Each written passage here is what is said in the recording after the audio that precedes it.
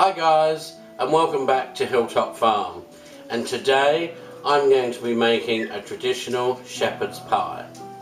Now, shepherd's pie is an old Scottish peasant dish, and it dates back, well, a few hundred years, way back before the invention of mincing machines, which I think they were invented in the late 1800s.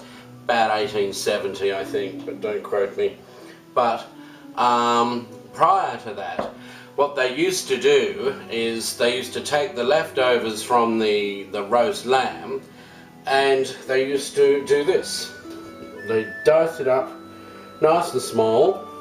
Okay, now these days I know people use mince or ground meat, but they seem to use beef, which is very strange, because if you use beef, then you're not actually making a shepherd's pie. Shepherds are to do with shepherds and their sheep, hence lamb. If you make something with beef, then you've made a cottage pie, which is a relatively modern English invention actually. Not to be sneezed at, lovely in itself, but this is a shepherd's pie. So, what you do is you take your leftovers from your roast lamb. We had a roast lamb the other night to celebrate the winter solstice here in the southern hemisphere. And this is the leftovers, all taken off the bone and lovely, cut up lovely. Now, what you do, mint sauce. I love mint sauce. So you put a good, generous helping of mint sauce over the top of it. Okay, and then give it a bit of a shake. Good old Worcestershire. Okay, you do the same with the Worcestershire, not quite as much as needed. And then you give it a good and thorough mix through.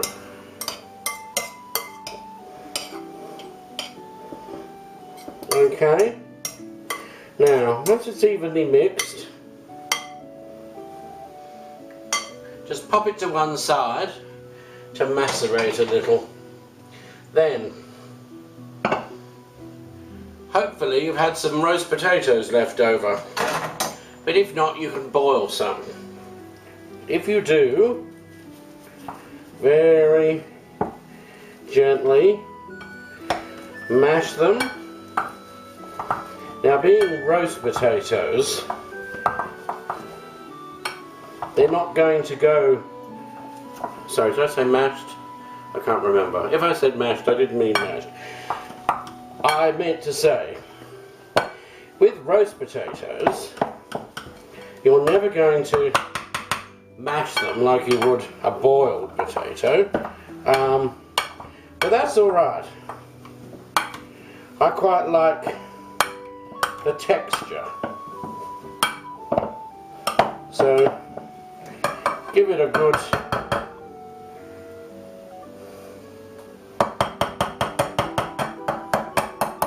mashing,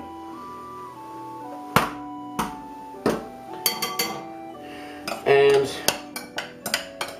go around with a spoon or a fork or something like that. Break it up so it's a bit crumbly. Okay, now you want to set that to one side as well. Now, take a baking pan, okay, and grease it.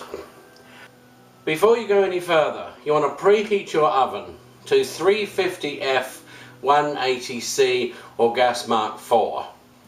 Right, now also before I go on, I am just going to say that I'm not going to put the ingredients or the recipe down in the comments below on this one. This recipe is one of those things, there's no hard and fast rules. This is purely and simply to excite your imagination. It's a shepherd's pie as long as you use lamb, just remember that, right? the rest of it is limited only by your imagination. Now, we had candied sweet potato with our roast. So, what I'm going to do is I'm going to dot pieces of that across the bottom, and it'll be a little surprise that people will find as they dig down. So, but as I said, if you haven't had you know, this with your particular roast lamb, then you don't have to do this bit. You know, it's all good. As I say, as long as you use lamb, there's no hard and fast rule. You didn't find the old Scottish peasants, you know, going through and following a recipe. It was purely and simply make something tasty with the leftovers, so that when the men came out of the mountains freezing cold and the children were freezing cold, you had something healthy and warm and tasty to give them. So that's that. And I've just noticed, looking out the window, that it looks like it's about to rain, which we desperately need. We're actually on target at the moment to have the driest June on record. I think it's rained maybe twice, and that was briefly. First time ever in winter, our rainwater is about to run dry. We desperately, our tank is empty, so we desperately need rain, so praise to the gods. Anyway, next thing, we take our lovely lamb, okay, and we pour that on.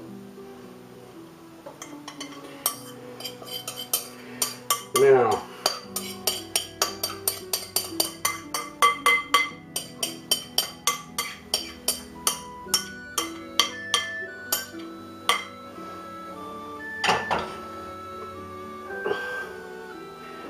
okay, spread that out evenly and give it a little push down.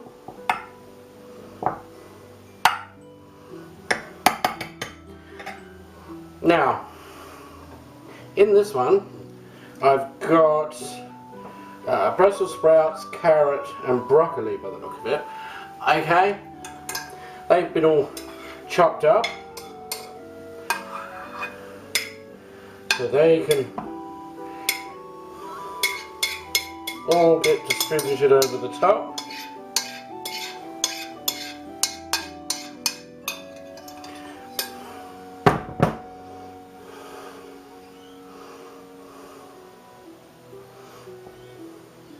Now you can see how nutritious this is going to be. Absolutely wonderful. Packed with every good thing. Again, press it down a little. Right. Now, our Himalayan rock salt. Oh, good generous pinch sprinkled over.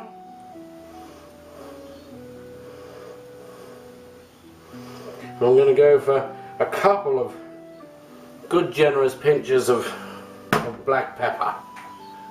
Okay, now on top of that we have our leftover gravy, which, as you can see, has turned into a gel, which is lovely, but we need to break it up. It will, of course, melt down in the heat and then run down in between everything and be wonderful.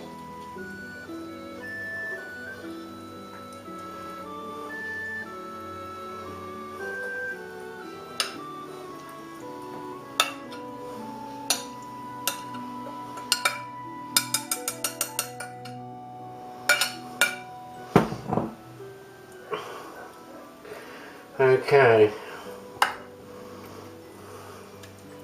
now smush it all out.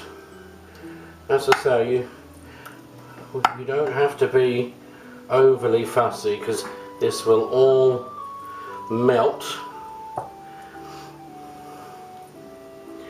and it will run down into everything else. Just luscious. Absolutely luscious. Mouth's watering already. And as you can see, apart from the feast we had the other night, there's enough here to feed a regiment. Absolutely. I mean, there's only 4 of us live here, so there's at least 2 meals here. Now, we come back to our well, they're more crumbled, if you like, baked potatoes, roast potatoes. So that's fine. Use your spoon, spoon it out.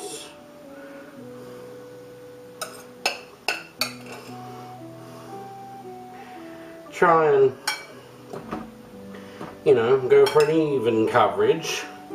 The idea of being, of course, that this will crisp up and go golden, and the gravy will trickle down, make everything below it nice and luscious, leaving all this on the top, of course, which will be just marvellous, absolutely marvellous. And of course this is originally how it was done, you know. They didn't specifically make mashed potato. It started off more in the form of crumbled potato so that they could use leftovers. Okay, and there we are. Now, this goes in your oven on, as I say, 350F, 180C or gas mark 4. Pop it in for, I'd check it after 45 minutes, but it may need up to an hour. But if it's starting to burn and you don't think the middle of it's ready, just pop a bit of alfoil or aluminium foil over the top. Okay? So, we'll pop it back in the oven and we'll be back to see what it's like when it's finished. Well, and there you go. Doesn't that look absolutely delicious? Okay? Now, all of you that have ancestors a few hundred years back from Scotland or the north of England, then you will be eating the sort of food that your ancestors ate, because this is how they did it. They, as I say, they didn't do mashed potato the way we do mashed potato. It was a means to an end, using up the leftovers and not wasting a thing. So this is a very, very traditional, very old Scottish and probably Northern England as well dish. So, a little bit medieval perhaps. What do you think? Mary Queen of Scots probably ate one when she stayed with a shepherd, although she probably didn't. She had too much going on with those strange husbands of hers. But anyway, I want you to give this a try. Obviously, you make it up however which way you can with whatever vegetables you use, but it has to be lamb. Alright? Okay, so, well, I hope you enjoyed this. If you're not subscribed to the channel, hit subscribe. hit the little grey bell next to the subscribe button so you get notified every time we release a video. If you enjoyed this video, give us a big thumbs up and share us on social media so that all your friends can try this wonderful frugal dish. And until next time, it's goodbye from Hilltop Farm. See ya!